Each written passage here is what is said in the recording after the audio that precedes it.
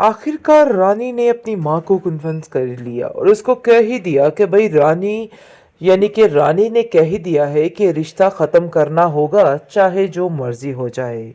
लेकिन ये बात जैसे ही करे गए जाके ज़ारून से उसकी माँ और कहेगी कि बेटा देखो, तुम नहीं समझ पा रहे।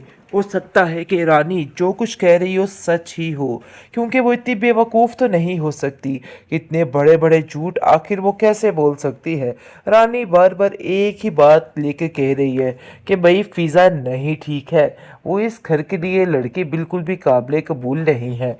लेकिन हमें अब ये बात समझ आनी चाहिए। आप देखेंगे कि बहुत परेशानी बन चुकी है फ़िज़ा के लिए, क्योंकि फ़िज़ा को जिस तरीके से ज़लील और रुस्वा किया जा रहा था ना, बस इन लोगों की बद्दुआएं ही सामने आ गई। बद्दुआएं क्या कहे कि नज़रें ही खा गई, क्योंकि जो हाल उसका हुआ, अब ज़ारून इन लोगों को नहीं छोड़ेगा जो कुछ किसी ने फ़िज़ा के साथ किया। और बहुत जल्द फ़िज़ा वापस आ जाएगी, क्योंकि ज़ारून उन लोगों का ऐसा हश्र करेगा कि ये लोग याद रखेंगे। लेकिन जी आप देखेंगे कि रानी को मौका मिल चुका है और वो कहती है कि देख लिया, ये लड़की गायब हो चुकी है। मैं तो आप लोगों को पहले ही समझाने की कोशिश कर रही थी, लेकिन आप लोगों ने मेरी एक नहीं सुनी। आपको तो ऐसे लग रहा था कि जैसे मैं आप सबकी दुश्मन हूँ और आप लोगों के बारे में कुछ ना कुछ गलत ही कहती रहती हूँ। लेकिन देख लो, सारे मामलात आप लोगों के सामने हैं। आखिर क्या हासिल हुआ आप लोगों को? कुछ भी तो नहीं, बिल्कुल खाली हाथ तो रह गए आप लोग। लेकिन जी आप देखेंगे कि रानी जो है वो इस कदर परेशान है और कहती है कि मैं तो कह कह के थक गई थी।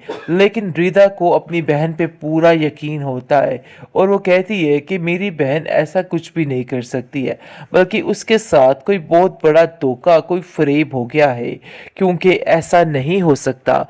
फिजा कहीं भी नहीं जा सकती है, मैं उसको बड़े अच्छे तरीके से जानती हूँ। जिस पर रानी कहती है कि देखो, बेफजूल अपनी बहन की सफाइयाँ पेश करनी छोड़ दो, क्योंकि मुझे लगता है कि तुम्हारी ये बातें अब मुझे काफ़ी परेशान कर रही हैं। देखो, जो कुछ हुआ सो हुआ, अब इस बात को एक्सेप्ट कर लो कि हकीकत यही है कि तुम्हारी बहन गलत कर रही है। लेकिन शायद तुम्हें इन सब चीज़ों की समझ नहीं आ रही। लेकिन देखो, मैं तुम्हें जो कुछ समझाने की कोशिश कर रही हूँ ना, वो सरासर सच है और तुम्हें अब ये बात जाननी और माननी होगी, क्योंकि मैं समझ चुकी हूँ इस बात को कि तुम जानबूझकर फिज़ा की साइड ले रही हो ताकि उसको बचाया जा सके। लेकिन फिज़ा अब मेरे हाथों से नहीं बच सकती, क्योंकि मुझे पता चल चुका है कि आखिर असल माजरा है क्या। जो कुछ भी हो रहा है सरासर तुम्हारा ही किया धरा है। आप देखेंगे कि रानी जो है वो साफ साफ कह देती है कि अगर फ़िज़ा कुछ देर में ना मिली तो मैं सारे मामलात को रफ़ा दफ़ा करके ख़त्म कर दूंगी। ये बस मेरा आखिरी फ़ैसला है। आप देखेंगे कि बहुत ज़्यादा परेशानी बन चुकी है अब हर एक के लिए, क्योंकि उसकी माँ भी इस बात को एग्री कर चुकी है और कहती है कि मेरी रानी बिल्कुल ठीक कहती थी। लेकिन काश हम रानी की बात को सुन लेते। हमने रानी की किसी बात की कोई अहमियत नहीं जानी, बल्कि उसको गलत ही तस्वर किया और हमें ऐसा लगता रहा कि सिर्फ और सिर्फ रानी ही सच्ची है, रानी ही गलत है। लेकिन हकीकत कुछ यही थी। रीदा कहती है कि आंटी मेरी बात का यकीन कीजिए, मैंने ऐसा कुछ भी नहीं किया और मेरा कोई भी कसूर नहीं था। आप देखेंगे कि ये बात बहुत ज़्यादा परेशानी की है और वो साकिब को बार बार समझाती है और कहती है कि भाई उसके साथ ज़रूर कुछ गलत हो गया है, आपको इन सब बातों का यकीन करना होगा, वरना। आखिरकार रानी ने अपनी माँ को कन्विंस कर लिया और उसको कह ही दिया कि भाई रानी ने कह ही दिया है कि रिश्ता ख़त्म करना होगा चाहे जो मर्जी हो जाए। लेकिन ये बात जैसे ही करे गए जाके ज़ारून से उसकी माँ और कहेगी कि बेटा देखो, तुम नहीं समझ पा रहे। हो सकता है कि रानी जो कुछ कह रही हो सच ही हो, क्योंकि वो इतनी बेवकूफ़ तो नहीं हो सकती। इतने बड़े बड़े झूठ आखिर वो कैसे बोल सकती है। रानी बार बार एक ही बात लेके कह रही है कि भाई फ़िज़ा नहीं ठीक है, वो इस घर के लिए लड़की बिल्कुल भी काबिल कबूल नहीं है। लेकिन हमें अब ये बात समझ आनी चाहिए। आप देखेंगे कि बहुत परेशानी बन चुकी है फ़िज़ा के लिए, क्योंकि फ़िज़ा को जिस तरीके से ज़लील और रुस्वा किया जा रहा था ना, बस इन लोगों की बद्दुआएँ ही सामने आ गई। बद्दुआएँ क्या कहे कि नज़रें ही खा गई, क्योंकि जो हाल उसका हुआ, अब ज़ारून इन लोगों को नहीं छोड़ेगा जो कुछ किसी ने फ़िज़ा के साथ किया, और बहुत जल्द फ़िज़ा वापस आ जाएगी, क्योंकि ज़ारून उन लोगों का ऐसा हश्र करेगा कि ये लोग याद रखेंगे।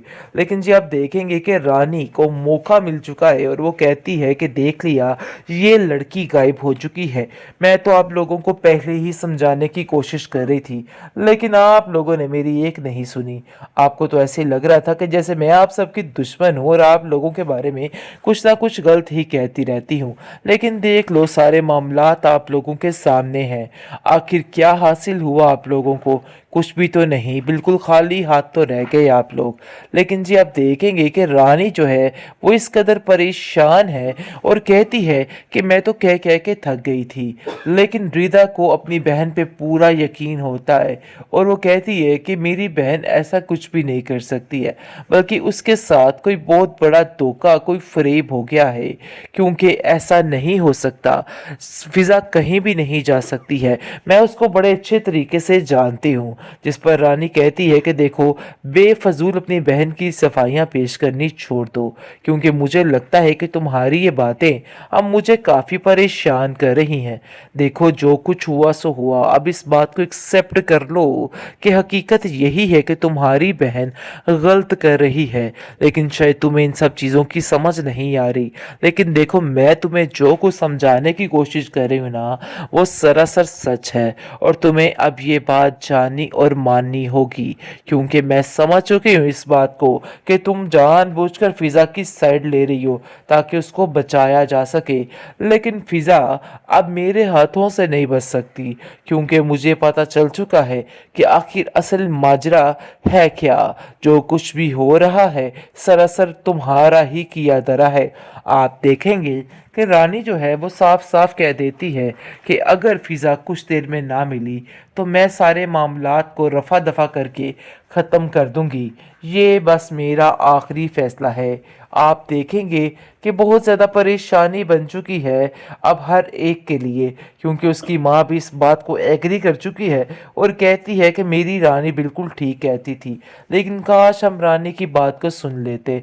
हमने रानी की किसी बात की कोई अहमियत नहीं जानी, बल्कि उसको गलत ही तस्वर किया, और हमें ऐसा लगता रहा कि सिर्फ और सिर्फ रानी ही सच्ची है, रानी ही गलत है। लेकिन हकीकत कुछ यही थी।